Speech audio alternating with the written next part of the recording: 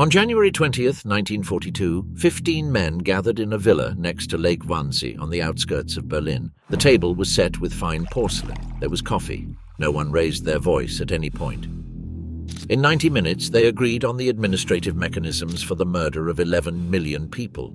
What happened that day was not a decision made in a vacuum. It was the bureaucratic step in a chain that had been building for decades. Decrees, memorandums, conferences, euphemisms, and the Wannsee Conference was not the end of that chain either. It was the beginning of the industrial phase. But the history we know, that of the Holocaust as it happened, is the history of a regime that lost the war. It was defeated, its camps were liberated, its documents seized, its leaders put on trial. What if it had not lost? What would have become of the 11 million European Jews that Reinhard Heydrich listed that January morning on his list, and of the millions who lived outside Europe, in North Africa, in the Middle East, in territories that were also part of the Nazi expansion plans? This is not an abstract hypothetical question. The Nazis themselves answered it in writing. There are memorandums, there are plans with dates and figures, there are signed orders about what to do with the Jews in a world where the Reich won. What follows is not speculation. It is the reconstruction of what they themselves projected. The summer of 1941 was the only moment when German victory seemed genuinely within reach. On June 22nd, without a prior declaration of war, more than 3 million German soldiers, along with their Hungarian, Romanian and Finnish allies, crossed the Soviet border along a front of more than 2,000 kilometers. Behind them came 600,000 motorized vehicles and 1 million horses. Ahead, the Red Army was caught completely off guard. Marshal Semyon Timoshenko and Chief of the General Staff, Georgy Zhukov, attempted to communicate the attack to Stalin in the early hours of the morning. Stalin was slow to react. The first hours were chaotic for the Soviet side in a way that bordered on total collapse. In the first weeks, the advance was spectacular. Entire groups of Soviet armies were encircled. The Battle of the Bialystok-Minsk Pocket between June 22nd and July 3rd ended with the capture of more than 290,000 Soviet soldiers. The Battle of Kiev in September was even more crushing. More than 600,000 Red Army soldiers were taken prisoner in a single encirclement operation. By late September, the Germans had captured the main cities of the Western Soviet Union. Army Group North was approaching Leningrad.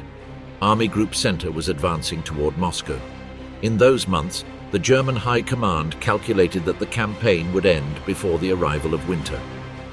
Adolf Hitler had reasons to believe it. He had just conquered France in 6 weeks. He had subdued Poland in a month. Denmark had fallen in a day, Norway in days, the Netherlands in 5 days, Belgium in 18. The speed of his victories had reconfigured everyone's expectations, including his own. His generals, who used to argue over plans with him, had stopped doing so after every impossible plan turned out successful. Hitler's authority within the Wehrmacht was, by July 1941, practically unquestionable. And with that confidence, his closest architects were already designing the peace. On July 16, 1941, at his headquarters in the forests of Rastenburg in East Prussia, the so-called Wolf's Lair, Wolfschanze, Hitler gathered the most powerful men in the Reich: Reichsmarschall Hermann Göring, the future minister of the East Alfred Rosenberg, the chief of the SS Heinrich Himmler, the head of the party chancellery Martin Bormann, and Field Marshal Wilhelm Keitel. There were no battle maps on the table. There were maps of civil administration. It was the meeting to divide up the world they already considered one. Hitler was direct.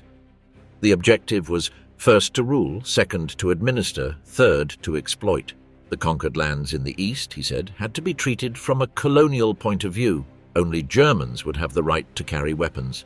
The independent republics that Rosenberg imagined creating in Ukraine and the Baltic states were a sentimental illusion. What was in the east was space, German space. Pacifying the territory required something simple: shooting anyone who looked suspicious. That afternoon, Hitler predicted that only a lake would remain in Moscow. The city would be flooded, and that Leningrad would simply be depopulated and handed over to the Finns. The deliberation was brief because the vision was total. There were no nuances. The East was the manifest destiny of the German people, and the peoples who inhabited it were physical obstacles that had to be removed. In that mental map of July 1941, the Jews had no place other than death or expulsion beyond the Urals. What varied was still the method. At that precise moment, the SS death squads had been operating in Soviet territory for less than a month. The process was accelerating. In a few months, it would become clear to everyone involved what the preferred method was. Before the deportation trains rolled toward the extermination camps, there was another plan. In the summer of 1940, Franz Rademacher, an official in the German Ministry of Foreign Affairs, proposed deporting all European Jews to Madagascar. The idea was not new. It had been circulating in anti-Semitic circles since 1880, and Poland had sent a delegation to study it in 1937, but the defeat of France suddenly made it look feasible. Rademacher proposed transferring the island as a mandate of the Reich, relocating its 25,000 French inhabitants and turning it into a reservation under SS control. The Jews would live in a legal limbo, without citizenship of any state, also serving as collective hostages to deter North American Jews from pressuring against Germany. Himmler, Heydrich, and Hans Frank supported the plan. Hitler discussed it in August 1940 with Romanian Prime Minister Gigurtu, telling him that he contemplated a complete evacuation of European Jews at the end of the war. But the plan had a fatal flaw. The British still controlled the Atlantic. Without a sufficient fleet to cross the ocean with millions of people, Madagascar was a fantasy. In February 1941, Hitler still mentioned it to his aide-de-camp, but with a different tone. When Bormann asked him how they would transport them, Hitler replied ironically, "A strength through joy fleet?" And he added that he had reflected on many other ideas that were not so pleasant. Madagascar died as a project in October 1941, when Rademacher's boss at the Ministry of Foreign Affairs received the definitive notification. The Führer has decided that the Jews will not be deported to Madagascar but to the east. Madagascar no longer needs to be included in the final solution. By then, the SS squads had been shooting tens of thousands of Soviet Jews for 4 months. The other ideas that were not so pleasant already had a name and an address. The 4 units arrived behind the front lines with lists of names and verbal orders. The Einsatzgruppen, special operations groups, were created in the spring of 1941 specifically for the invasion of the Soviet Union. 4 units, A, B, C, and D, each operating behind one of the 4 army groups. Each consisted of between 500 and 1,000 men, recruited mainly from the SD, the intelligence service of the SS, and the Gestapo. Their commanders were, for the most part, men with advanced university education. Walter Stahlecker, who commanded Einsatzgruppe A in the north, held a doctorate in law. Heinz Jost, who preceded him in a similar position, was a lawyer. Otto Ohlendorf, who commanded Einsatzgruppe D in the south, had studied economics and possessed an intellectual profile that stood out even within the security apparatus. Himmler trained them personally in May 1941 in Prech, Saxony, before the start of the campaign. Their official instructions spoke of eliminating dangerous elements, cleaning up the rear guards, and inciting pogroms. The unofficial instruction was more direct: kill all Jews. But the transition from Jewish officials to all Jews, including women and children, was not instantaneous. In the first weeks, the Einsatzgruppen killed mainly adult men of fighting age. The pogroms they instigated fell upon the local populations, who had their own historical reasons for hating their Jewish neighbors. Heydrich had been explicit. It seemed that the local population was taking initiatives of its own as a natural reaction against decades of suppression by the Jews.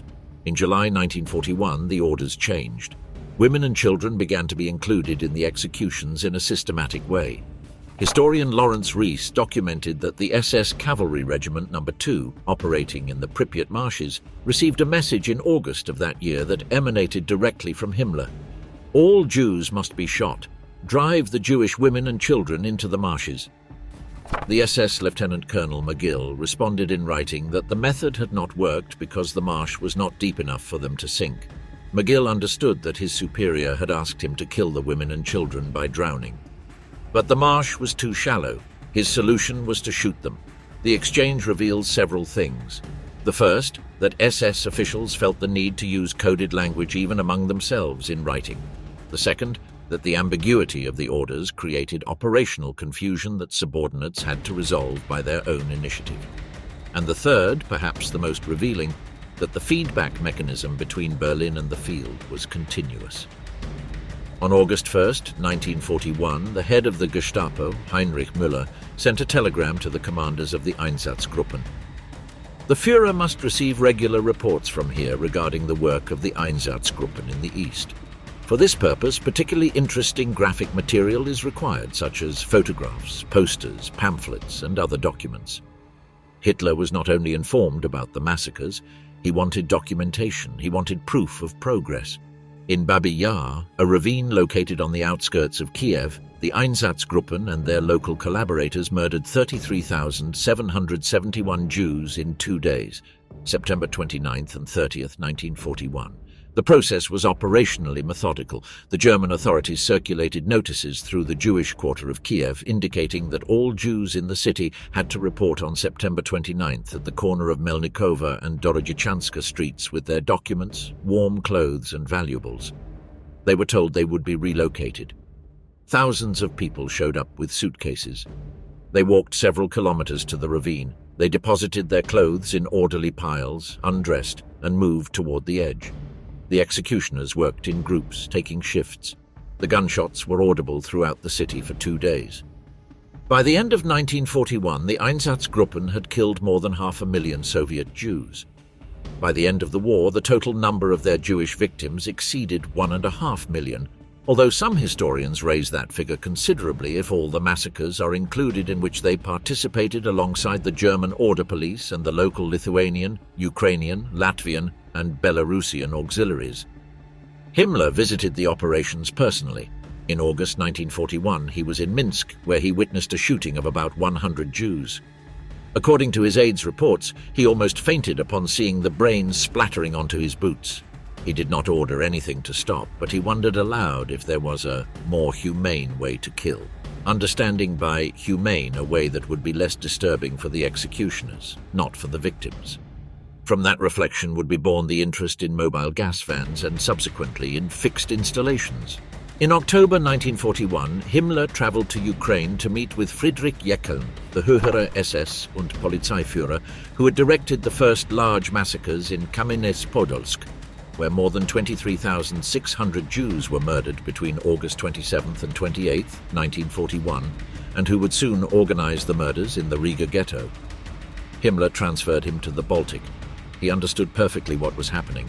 The problem now was logistical. The East was being cleaned of Soviet Jews, but the Jews of Western, Central, and Southern Europe, French, Belgian, Dutch, Greek, Italian, Hungarian, Romanian, remained in their places. Millions of people. How to move them? Where to? Who would do it? Those questions led to a meeting by a lake in January 1942. Before the extermination camps existed, the ghettos existed. And the ghettos were, in their own way, a method of extermination. On November 15, 1940, the German authorities closed the walls of the Warsaw Ghetto. Locked inside were more than 400,000 people in 1.5 square kilometers, more Jews in that rectangle than in all of France, Denmark, and Norway combined. The food rations assigned by the Germans were set at approximately 180 daily calories, compared to the 2,000 or 2,500 that an adult needs. Those who had money bought on the black market, which supplied more than 80% of the ghetto's food. Those who had nothing died in the streets. Emanuel Ringelblum, a historian who documented life in the ghetto until his death in 1944, noted in January 1941 that women prostituted themselves for money to eat. Halina Birnbaum, 11 years old, recalled decades later the children on the sidewalks, so swollen from hunger that you could barely see their eyes in their faces. The Warsaw Ghetto was liquidated between July and September 1942. More than 300,000 Jews were deported in cargo trains to Treblinka. The head of the Jewish Council, Adam Cherniakov, received notification on July 22nd that he had to organize the deportation of 6,000 people daily, including the children from the orphanages. The next day, he swallowed a cyanide capsule in his office. The Germans appointed a replacement, and the trains kept leaving. In the Łódź Ghetto, Chaim Rumkowski managed the community as an industrial mini-state, believing that economic utility would buy time. In August 1944, when the Germans liquidated the ghetto, Rumkowski was deported to Auschwitz along with the last 70,000 survivors. He was murdered upon his arrival. On January 20th, 1942, 15 men sat in the Villa am Großen Wannsee, 56 to 58, on the outskirts of Berlin. Reinhard Heydrich presided. The meeting lasted 90 minutes. Brandy was served.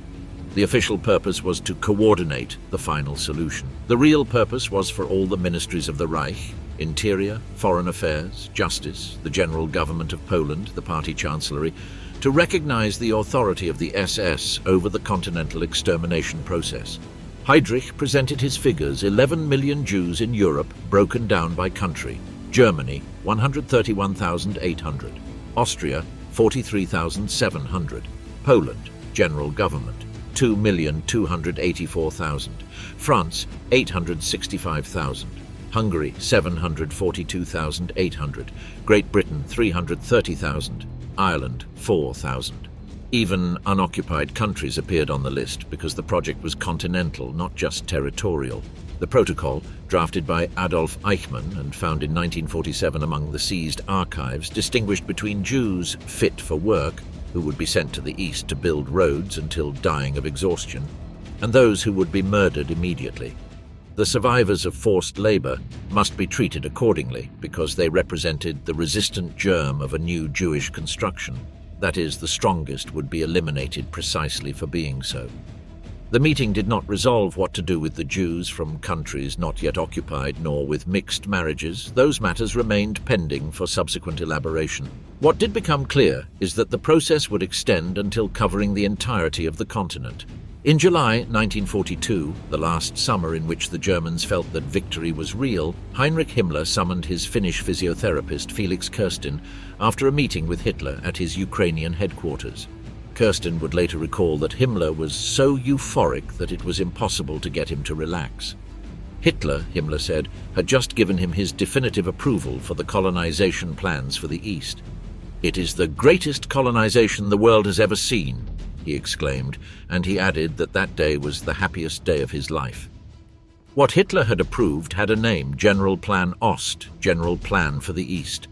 The plan had been prepared under the direction of Professor Konrad Meyer-Hettling, head of the Planning and Soil Unit of the Office of the Reich Commissioner for the Strengthening of Germandom, RKFD5. Meyer-Hettling was an academic, rural geographer, specialist in settlements. His colleagues included Walter Christaller, whose theory of central places for the optimal distribution of settlements would become, after 1945, an influential reference in international urban planning applied in development projects from Punjab to the North American Midwest. In 1942, those same concepts served to design the extermination and displacement of tens of millions of people. Christaller published an article in 1940 in the journal Raumforschung und Raumordnung, in which he argued that the colonization of the East required careful planning and a loving development of the principal villages to route the future settlers from the west and south of the Reich and allow them to find a new home in the open spaces of the East. The General Plan Ost had two parts. The Kleine Planung, the small plan, covered immediate actions during the war. The Großplanung, the large plan, described what would happen during the 20 to 25 years following victory. The figures of the plan, reconstructed mainly from the April 27, 1942 memorandum by Dr. Erhard Wetzel, racial expert of the NSDAP attached to Rosenberg's Eastern Ministry, are of a coldness that even today remains difficult to process. Of the 45 million people who inhabited the target territories, more than 31 million were to be deported to Western Siberia. The specific proportions were between 80 and 85% of the Polish population, between 20 and 25 million people, 75% of the Belarusians, about 5 or 6 million, 65% of the Ukrainians, between 15 and 20 million, 50% of the Baltic populations, including Lithuanians, Latvians, and Estonians. The destiny of the deported people, in the best-case scenario, was forced labor under the conditions of Siberia. In practice, many would die during the journey or during the first years. The Jews in all territories do not appear in these deportation statistics. By the time the General Plan Ost was prepared in its final version, the Jews were no longer a problem that required deportation. For them, the solution had been determined separately: total extermination. The RSHA did not need to calculate how many Jews to deport to the east because it was not going to deport them. It was going to kill them wherever they were or in the camps that already existed. Wetzel himself recognized it in his memorandum in an oblique but unequivocal way. It was obvious that one cannot resolve the Polish problem by liquidating the Poles in the same way as the Jews, because the Germans would remain burdened with guilt for years and would alienate their neighbors. The phrase is revealing precisely in what it takes for granted, that the method applied to the Jews, mass liquidation, was already the point of reference. The Jewish case was the model from which the others departed or to which they approached according to practical considerations. In November 1942, the Nazis set in motion a partial experiment of the plan in the Zamość region in southeastern Poland. Odilo Globoknik, the SS brigade Führer responsible for Operation Reinhard, supervised the forced deportation of more than 50,000 Poles from more than 300 villages. The inhabitants were sent to Majdanek and Auschwitz. In their place, Germanic settlers arrived from the Baltic and other territories where they had been previously relocated. The houses were the same, the names in the registries changed, but the experiment failed. Many Poles fled to the forests and formed partisan units that attacked the settlers. Several German settlers were murdered in their new houses during the night. Himmler had to suspend the project. Himmler insisted that the planned time of 30 years for the complete Germanization of the East be reduced to 20. His planners calculated the total cost, between 40,000 and 67,000 million Reichsmarks, a figure that approached the total GDP of Germany in 1941. That expenditure contemplated the construction of new cities, roads, marsh drainage systems, industrialized agricultural facilities, and the residential infrastructure for tens of millions of settlers. The labor force to build all of that, cities, roads, model farms, industrial facilities, would be slave labor. There would be no need to pay for it.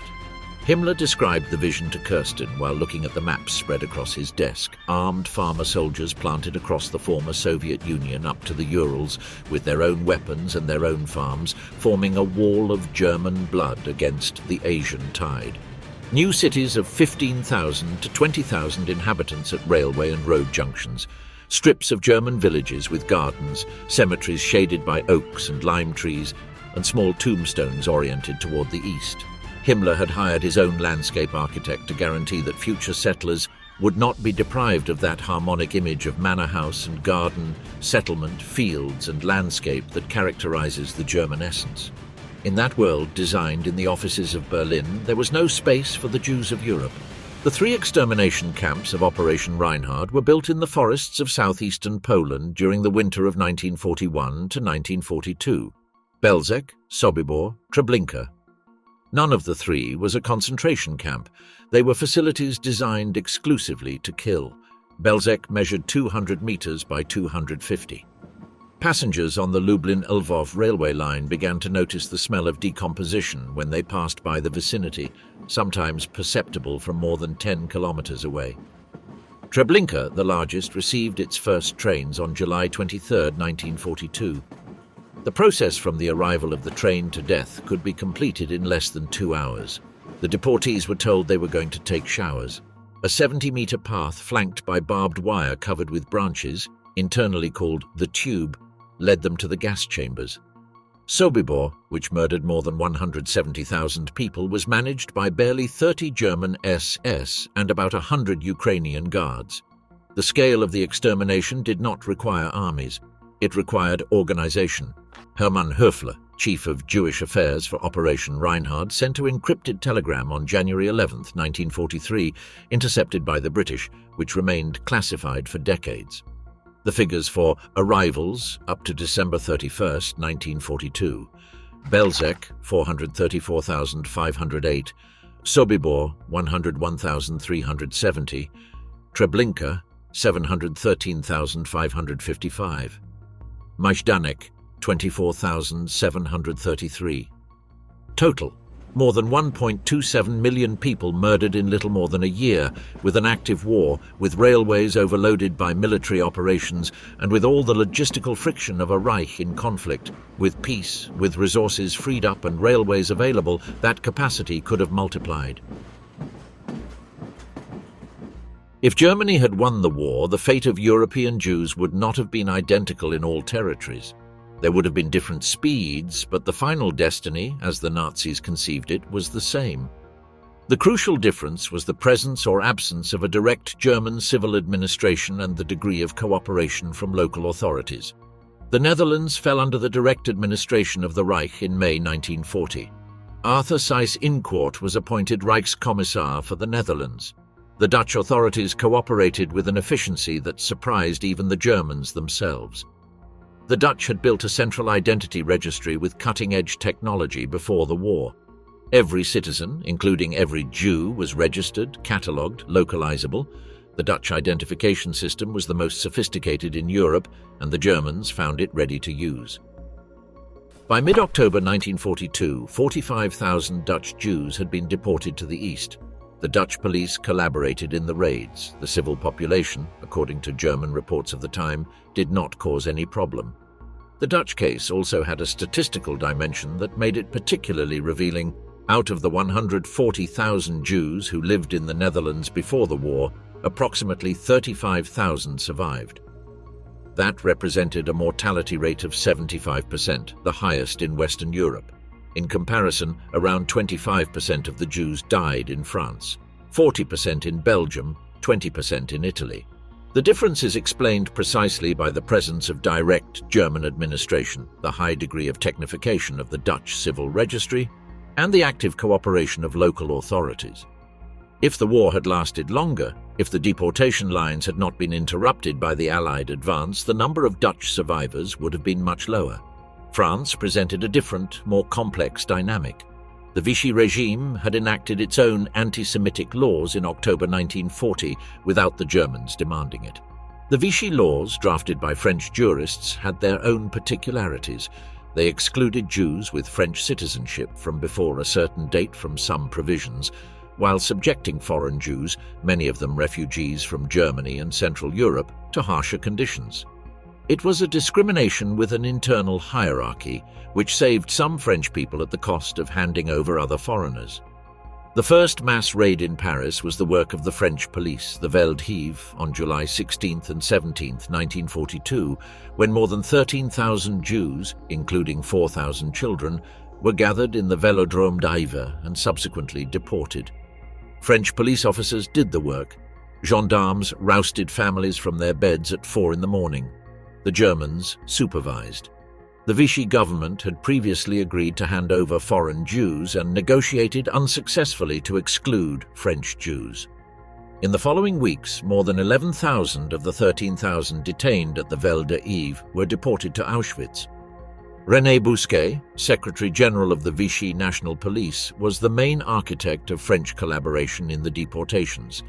His post-war political career, which included positions of relevance and was only cut short by his assassination in 1993 before being tried, illustrates the difficulty France had for decades in facing its responsibility. A German victory scenario would have eliminated the ambiguities of Vichy. There would no longer be an unoccupied zone. There would no longer be a need to calculate the political cost of deportations.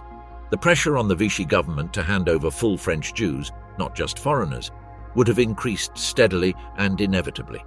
In August 1942, the Germans had already surpassed the initial deportation quota agreed upon with Vichy and were pressing for the inclusion of Jews with French citizenship. Vichy resisted on that point, but the resistance was fragile and depended entirely on the Germans continuing to need French cooperation for other things. In a world where Germany had won the war, that need would have disappeared, and with it, Vichy's resistance. Denmark was a case apart, and its particularities illustrate both the limits of Nazi power and what would have happened when those limits ceased to exist. The Danes had insisted from the very first moment that the introduction of anti-Jewish measures would pose constitutional problems so severe that the government would be forced to resign. The Germans, who needed the continuous flow of Danish butter, fish and meat, decided not to push. Until October 1943, the Danes managed to maintain that position. When the Germans finally ordered the deportation, the Danish resistance organized the transport of more than 7,000 Jews to neutral Sweden in fishing boats within a few weeks. It was one of the most extraordinary rescue operations of the entire war, and it was possible thanks to the proximity of the Swedish coast, the attitude of the Danish population, and the temporary disorientation of German administrators who had not anticipated the response. In a German victory scenario, Sweden would not have been able to receive anyone. Swedish neutrality would have been increasingly difficult to maintain before a Reich consolidated as a hegemonic continental power with no prospect of defeat. Stockholm, which in 1943 could look out over the Atlantic and see Allied fleets approaching, would have had a very different orientation if it looked eastward and saw only a Germanic empire with no visible limits. Belgium followed an intermediate pattern. The German military administration was initially more moderate than in the Eastern Territories, but deportations began in 1942. By the end of the war, more than 25,000 Jews out of the 65,000 who lived in the country had been deported. 40% of the Belgian Jewish community was murdered. The pattern was clear. The presence of direct German administration accelerated the process. The resistance of allied or satellite governments slowed it down temporarily. But in no case did it stop it permanently, and in no case could it have done so in a victory scenario. Of all of Germany's European allies, Italy was the one that resisted handing over its Jews the most. And yet if the war had concluded with an Axis victory, the Italian resistance would have ended up being irrelevant. The Italian fascist regime had enacted its own racial laws in 1938 without immediate German pressure. Mussolini had decided to follow Hitler's example, partly out of ideological emulation, partly to assert the doctrinal sovereignty of Italian fascism against German National Socialism. But the Italian Jewish community was small, around 50,000 people, and was highly integrated into society. Many Italian Jews had served in the Italian army during the First World War. Some were convinced fascists who had supported the movement since its inception. The antisemitism of the Italian racial laws had a formal rather than a visceral character, especially compared to the militant hatred that drove German policy. In the Balkans, the Italian attitude proved even more striking. Italian army officers in Yugoslavia watched how the Croatian Ustaše regime, allied with Germany, massacred Jews and Serbs and felt revulsion. The Italian diplomat Pietro Marchi wrote to the governor of Dalmatia, Bastianini, protesting that handing over unwanted Jews to the Croatian authorities was equivalent to condemning them to extermination. Italy and the army must avoid the shame of becoming accomplices to such wickedness. Generals like Paride Negri protested formally when they received orders to hand over Jews to the Croatian authorities.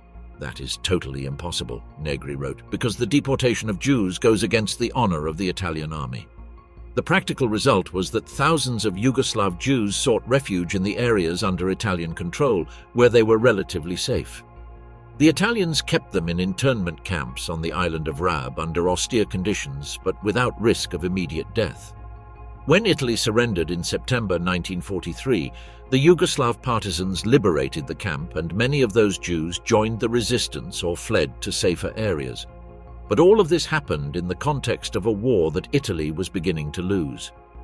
The Italian generals could disobey because the chaos of war and the prospect of a German defeat created spaces of ambiguity, because cooperating with the extermination meant committing irrevocably to a regime whose fall seemed increasingly probable. In a German victory scenario, those spaces would not have existed. The pressure that Ribbentrop exerted on Italy would have increased steadily. Hitler had already launched a violent diatribe against Hungarian policy regarding Jews in April 1943 in front of Regent Horthy himself, telling him that Jews were simply parasites and that they were like tuberculosis bacilli that infect a healthy body. In Poland, those who did not want to work were shot. If he could say that to an Allied head of state who remained formally sovereign, the demands on Mussolini would have been equally direct. And if Italy had resisted steadily, the model was already established. In March 1944, faced with Hungarian hesitation, the Germans simply occupied the country without prior notice. In less than 4 months from that occupation, 435,000 Hungarian Jews were deported to Auschwitz. The same logic would have worked with Italy and with any other satellite that hesitated steadily. Of the approximately 50,000 Jews who lived in Italy before the war, around 40,000 survived. The greater part of that survival depended on the German defeat. In a world where Germany won, the numbers would have been different. The Hungarian case deserves particular attention because it is the most revealing of all. It shows exactly how the extermination process would have worked in a Nazi victory scenario, eliminating the variable of imminent defeat and showing the mechanism in its purest and most brutal form. Hungary had the largest Jewish community remaining in Central Europe, around 700,000 people at the time of the German occupation of March 1944. The Hungarian government of Prime Minister Miklos Kálay had systematically resisted German pressure since 1942. In December of that year, Budapest informed the Germans that they would not introduce the Yellow Star nor agree to deportations. In January 1943, several Hungarian Jewish families were repatriated from Brussels and Amsterdam for their protection. A German foreign ministry official then told Hungarian ambassador Stoje, with a tone bordering on a direct threat, that the Führer is determined to eliminate all Jews from Europe during the war, and that it fills us with great alarm that a single country in the center of Europe, an ally of ours, protects around 1 million Jews. We cannot contemplate this danger passively in the long term. Regent Horthy continued to resist. In April 1943, he told Hitler in person that there were Jews in Hungary who were estimable people, that he could not simply murder them nor make them disappear in any other way.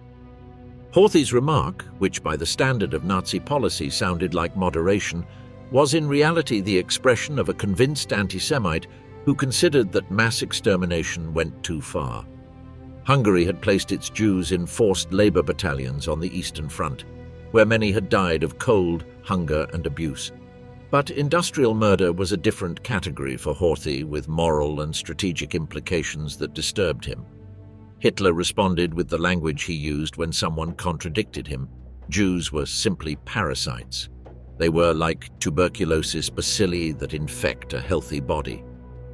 In Poland, those who had not wanted to work had been shot. The next day, Ribbentrop was even more explicit. Jews had to be annihilated or sent to a concentration camp. There is no other possibility. Kálay continued to resist. The Hungarian government actively sought a way out of the alliance with Germany and began secret contacts with the Western Allies. The prospect of Hungary changing sides before the Allies arrived in the country was more threatening to the Germans than any Jewish question. On March 19, 1944, the Germans responded. Without prior notice, at 4 in the morning, the Wehrmacht occupied Hungary. There was no military resistance. Horthy woke up with the country occupied. Adolf Eichmann arrived in Budapest the next day with a team of about 150 SS specialists, with lists and forms prepared, with the deportation system completely designed. It was not the first time he had done it in a new country. He knew exactly what steps to follow and in what order. Between May 15th and July 9th, 1944, in less than 8 weeks, 437,000 Hungarian Jews were deported to Auschwitz-Birkenau in 147 trains. The speed was unprecedented in the entire history of Operation Reinhard. 4 trains daily, each with between 3,000 and 4,000 people in cattle cars without adequate ventilation during a 3-day trip. On the selection ramp at Birkenau, SS doctors, led on many occasions by Josef Mengele, decided in seconds who would live temporarily and who would die immediately. Approximately 75% of the Hungarian deportees were murdered on the same day of their arrival. The month of May 1944, just the month of May, the crematoria at Birkenau burned the bodies of more than 100,000 people. The official declared capacity of the 4 crematoria was 132,000 bodies per month.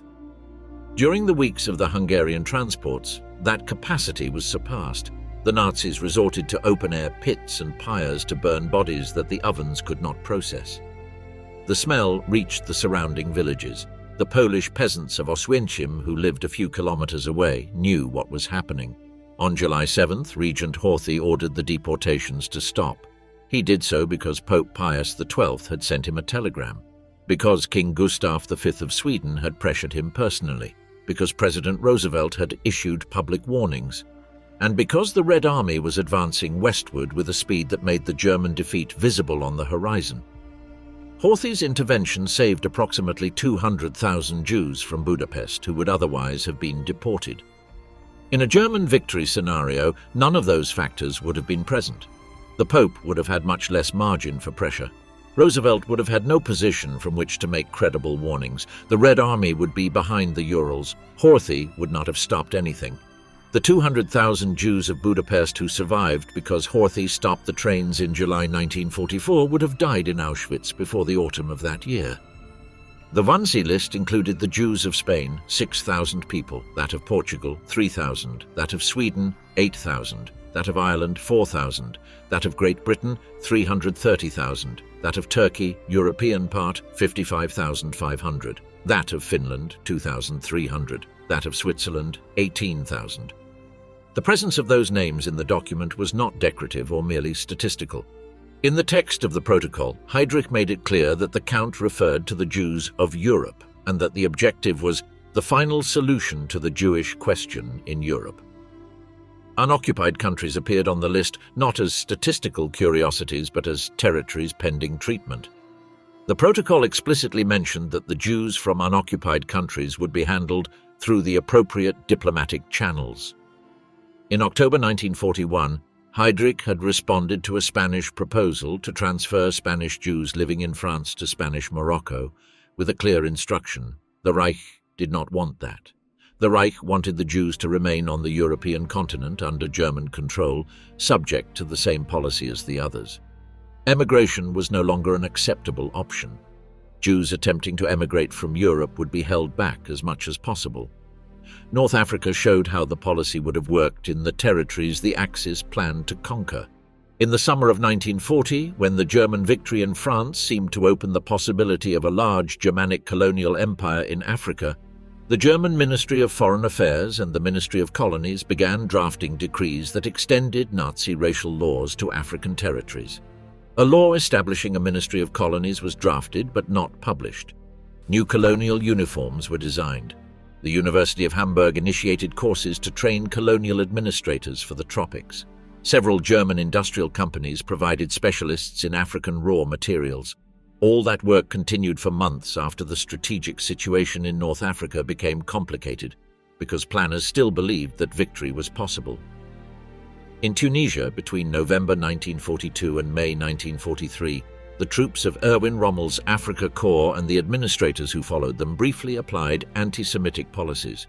More than 5,000 Tunisian Jews were sent to labor camps under German supervision. Property was confiscated. Collective fines were imposed. Robert Borgel, a leader of the Jewish community of Tunis, recalled that the Germans arrived on November 23, 1942, and that in the following weeks they turned the Jews into modern slaves. The German presence in Tunisia lasted barely 6 months. In that time, the pattern was clear. What took years to build in Europe could begin in weeks in new territories. If Rommel had broken the lines at El Alamein in October 1942, if the Afrika Korps had reached the Suez Canal, if the next phase had been the advance toward Palestine from the south while the Germans consolidated in Europe, in Palestine lived around 500,000 Jews in 1942, many of them refugees who had fled Europe during the 1930s precisely to escape the anti-Semitic policies of the Reich. In a scenario of an Axis victory in North Africa and the Middle East, they would have discovered that the place to which they had fled also fell within the reach of the final solution. The Grand Mufti of Jerusalem, Amin al-Husseini, who had fled to Berlin and met with Hitler on November 28, 1941, had explicitly asked the Führer to declare publicly that Germany supported the elimination of the Jewish national home in Palestine. Hitler responded evasively about the timing and circumstances.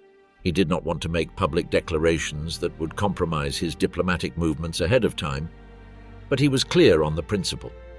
In private, the Führer indicated to al-Husseini that Germany had the unalterable objective of eliminating the Jew living in the Arab space.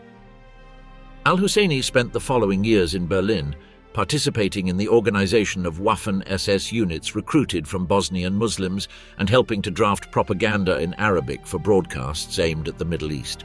He was not a marginal collaborator. He was an active ally who expected to benefit from the German victory to establish an Arab state free of Jews in Palestine. The 500,000 Jews of Palestine in 1942 would have had to defend their existence against that scenario. And the Jewish armed forces of Palestine, the Haganah, the Palmach, although capable, would not have had the same chances of success against SS units as those had by Jewish partisans in the forests of Poland who acted with the Red Army advancing at their backs. Adolf Eichmann was a bureaucrat who knew that the devil is in the details. Born in Solingen in 1906, he had failed at university and in several businesses before joining the SS in 1932. He found in the Reich security apparatus the place where his administrative skills were useful. He was methodical, organized, and capable of working at scale. He was not a camp killer, he was an organizer. The distinction matters because it reveals something about how genocide works, not as an explosion of spontaneous violence, but as a management project. In 1938, in Vienna, he had demonstrated what he could do. In a few weeks following the annexation of Austria, the Jewish population of Vienna fell from 192,000 to 57,000 people. The others had emigrated or been expelled through the system he had created, a central office for Jewish emigration that forced Jews to present their papers at one end and leave without possessions at the other. The model was replicated in newly conquered Czechoslovakia. Eichmann described it proudly in his memoirs. It was like a assembly line, but instead of producing objects, it produced emigrants. By 1942, Eichmann was the logistics expert for deportation on a continental scale. He coordinated the trains. He negotiated with the transport ministries of half of Europe. He knew how many cattle cars fit on a railway line, how many deportees could be squeezed into each car, usually between 80 and 100 people in a car designed for 8 horses, how long they took to arrive from Salonika, from Amsterdam, from Prague. He knew the schedules, the capacities of the stations, the resources available in each region. The trains were the bottleneck of the entire system. During the war, the German railways were under enormous pressure. Military operations in the east required hundreds of trains daily. The Western Front did too. Each transport of deportees competed directly with supplies to the front. In the summer of 1942, in the middle of the German offensive toward the Caucasus, the Ministry of Transport imposed a temporary ban on all non-military trains, which interrupted the deportation schedule for weeks. Himmler became furious. He contacted the Ministry of Transport directly to get more trains for Sobibor. The tension between military needs and the needs of the extermination was a constant friction throughout the war. In a victory scenario, that problem would have disappeared. Without an active war, the railways would have been available for other purposes. The calculations that Eichmann made in wartime, how many trains, from which cities, with what frequency, could have been executed without the interruptions imposed by military operations.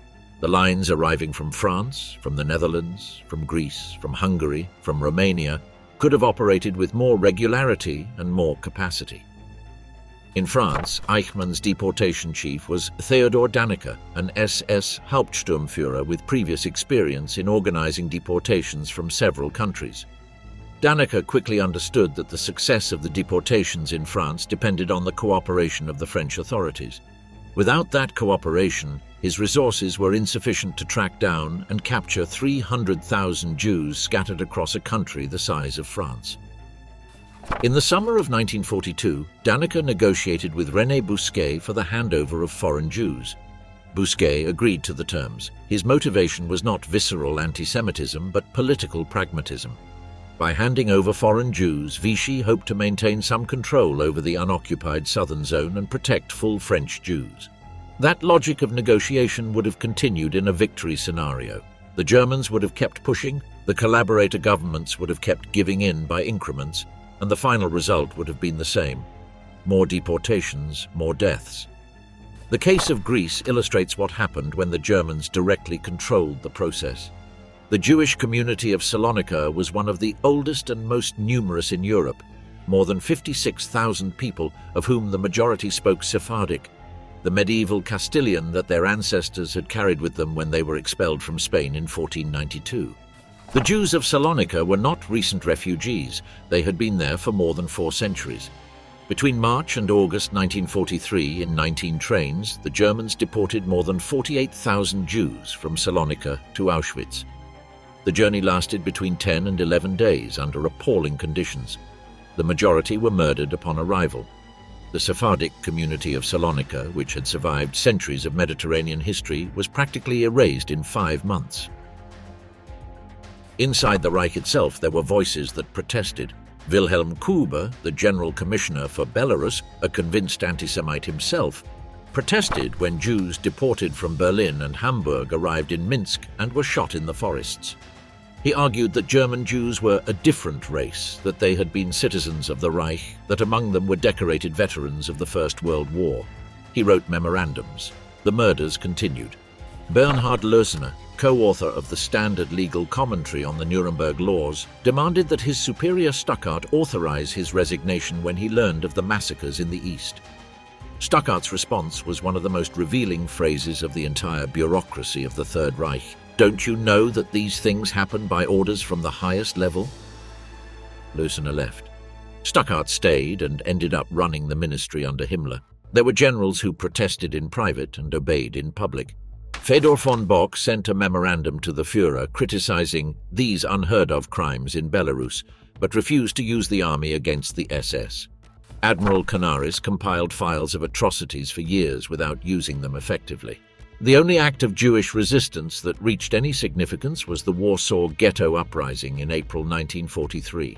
750 fighters of the Zob with improvised weaponry against regular units with artillery and flamethrowers. It lasted 28 days. SS Gruppenführer Jürgen Stroop reported on May 16th that the Jewish quarter of Warsaw has ceased to exist. In a world where Germany won, that testimony would not have reached any court. The Stroop-Bericht, the leather-bound report that Stroop prepared as a gift for Himmler, would have remained in a secret archive, not on a shelf at the Nuremberg tribunal. Imagine the Europe of 1947 in the scenario where the Germans had won, not the Europe of the Marshall Plan reconstruction, of the first meetings that would lead to the European Economic Community, of the Universal Declaration of Human Rights of 1948, another world, Berlin under construction. Albert Speer, appointed General Architect of the Reich, directing the project for Germania, the capital of the future empire. A great north-south avenue of 5 kilometers, twice as wide as the Champs-Élysées. To the north, the Great Hall, Volkshalle, a dome 290 meters in diameter and 220 meters high, capable of holding 180,000 people standing. The dome would have been so huge that, according to the architect's own calculations, the body heat of that crowd would have created condensation clouds inside. To the south, a triumphal arch 120 meters high, twice the size of the arch in Paris, engraved with the names of the 1,800,000 German soldiers killed in the First World War. Hitler and Speer spent entire nights, until 3 or 4 in the morning, leaning over the models in the Führer's workroom. Speer's father visited that room and said bluntly to his son, "You have all gone completely crazy." Several thousand kilometers from that hall in the Eastern Territories, other projects. Himmler had ordered his planners to design new cities every 25 to 30 kilometers along the routes of penetration into the East. Cities of 15,000 to 20,000 inhabitants, with schools, model farms, cemeteries oriented toward the East. Each city surrounded by rings of German villages, a radically transformed landscape. To build it, labor was needed, decens of millions of people. The labor would be slave labor. Himmler's planners had calculated that the General Plan Ost would require the forced labor of the greater part of the Slavic peoples who were not deported to Siberia. Those who stayed would be classified as Heloten, helots, at the service of the Germanic settlers, without rights, without education beyond what was necessary to follow orders, with explicit instructions not to teach the subjugated peoples more than what was essential for them to be useful. Herbert Back, the State Secretary for Food and Agriculture, had declared that the occupation of Ukraine would free Germany from all economic worry. His planners calculated in May 1941 that supplying food to the German army from Soviet resources would require that decades of millions of people will undoubtedly starve to death. Goering predicted the greatest mass death in Europe since the 30 Years' War. He did not say it as a warning or as a tragedy, he said it as planning. Baker went so far as to draft 12 commandments for the future administrators of the East. One of them read, "The Russian has endured poverty, hunger, and austerity for centuries. His stomach is flexible, therefore do not have false pity for him." In that world designed in the offices of Berlin, there was no space for the Jews of Europe. By the time the model cities of the General Plan Ost began to be built, by the time the transcontinental trains that Hitler imagined crossed the steppe at 200 kilometers per hour, by the time the model farms with their gardens and their cemeteries of oaks and lime trees were in full operation, the Jews of Europe would have disappeared. Their communities would have been destroyed, their synagogues demolished or converted, their cemeteries paved over. It was the world that Rosenberg had described in his press conference on November 18, 1941, when he said that the Jewish question is only resolved for Europe when not a single Jew lives on the European continent as far as the Urals. He said it before journalists, without euphemisms, as the description of a demographic management project. Alfred Rosenberg, in his press conference on November 18, 1941, upon announcing his appointment as Minister for the Occupied Eastern Territories, was unusually direct with German journalists. The Jewish question, he said, is only resolved for Germany when the last Jew has left German territory, and for Europe when not a single Jew lives on the European continent as far as the Urals. As far as the Urals. That border was significant. The Urals were the planned division between Germanic Europe and the territory where the undesirables would be pushed. Beyond the Urals, Rosenberg indicated, it is necessary to expel them beyond the Urals, or eradicate them in some other way. Eradicate them in some other way. In November 1941, with the Einsatzgruppen shooting hundreds of thousands of people in the pits of the East, with the first experiments with gas chambers already underway in the Auschwitz-Stammlager concentration camp since September of that year, with the first gas vans operating in Chelmno, which began functioning on December 8, 1941, that phrase had a concrete and known content for everyone present. The process that had begun with the mass shootings of the Einsatzgruppen in 1941 and with the extermination camps of Operation Reinhard in 1942 would have continued in a scenario of German victory without the interruptions imposed by the war. The 11 million European Jews that Heydrich listed at Wannsee would have faced the same end, though with variable timelines depending on the accessibility of each community and the degree of German control over the territories where they lived. The more than 2 million Jews who still lived in Western and Southern Europe, France, the Netherlands, Belgium, Italy, Hungary, Romania, Greece, and who partly survived thanks to the German retreat and the arrival of the Allies, would have been systematically deported. The trains that already ran discontinuously could have operated with regularity. The officials who in 1944 delayed deportations because they sensed the Reich was approaching its end would have had much less reason to delay anything.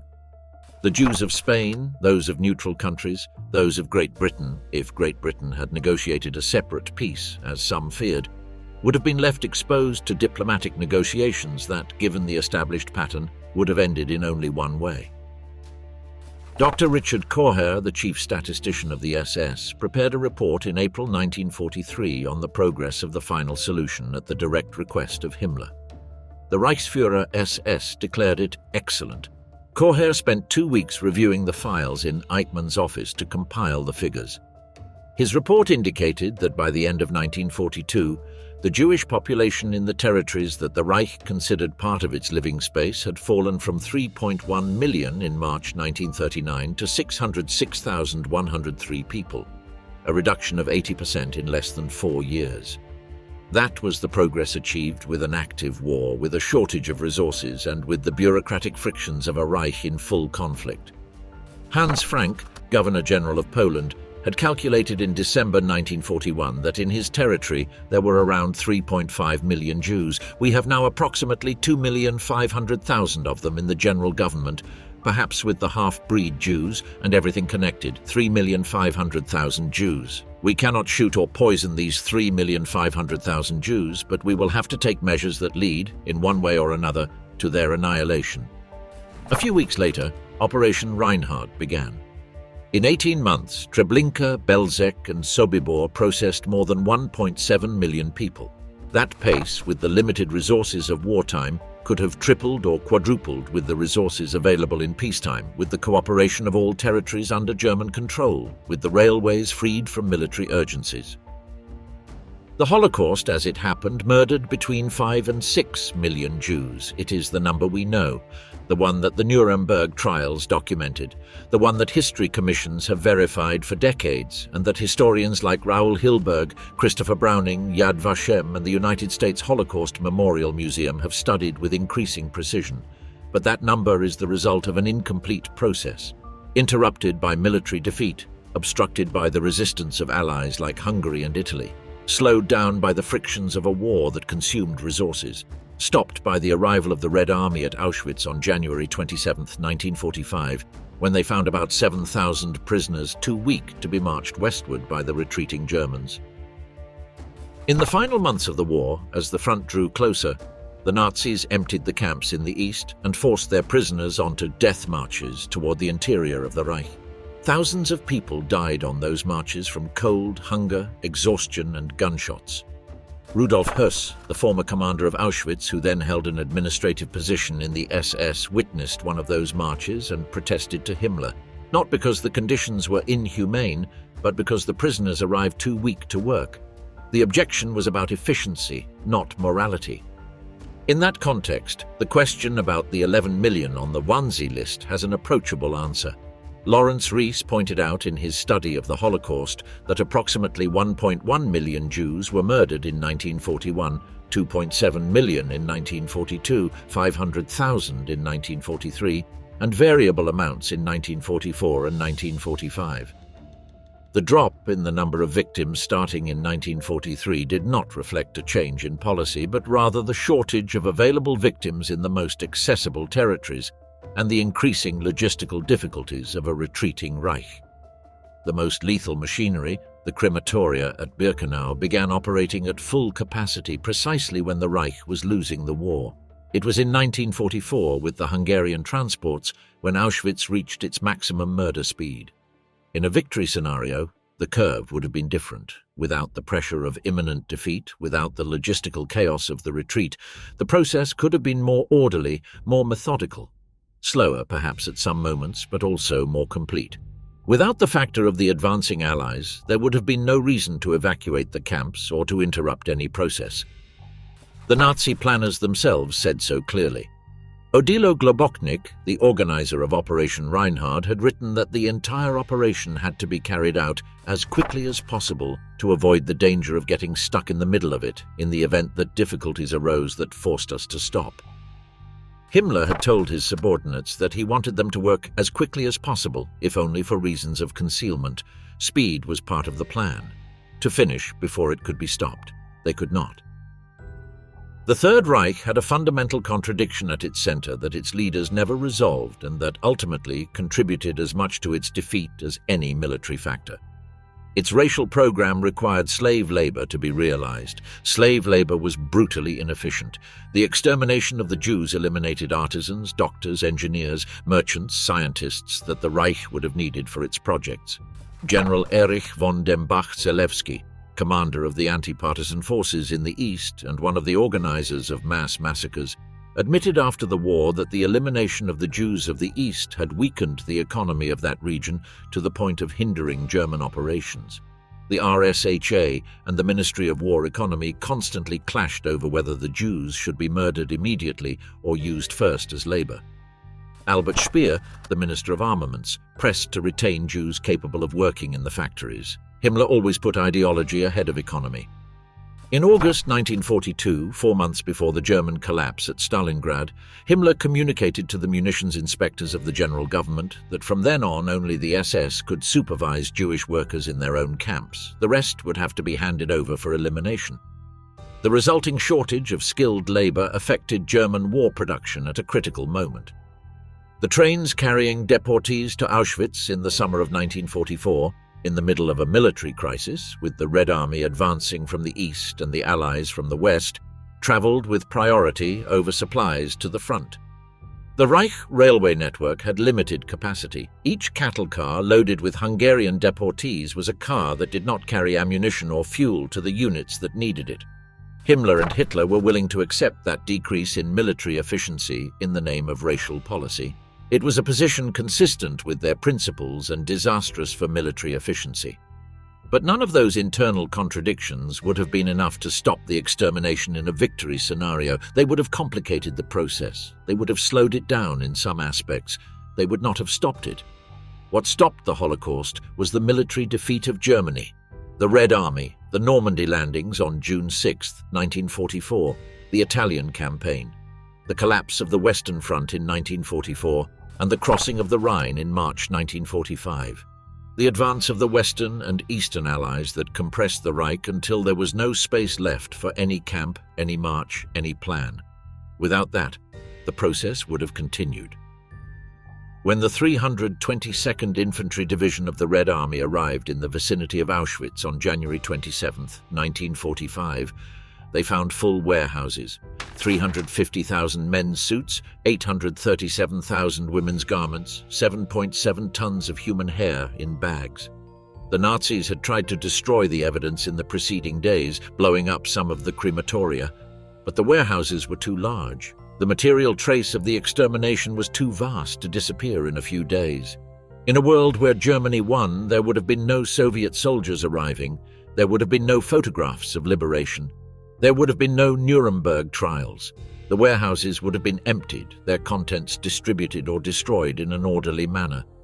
The survivors, the very few who might have remained, would have continued to work until they ceased to be useful. The 15 men who met by Lake Wannsee on January 20, 1942, believed they were solving an administrative problem. They used that word, coordination.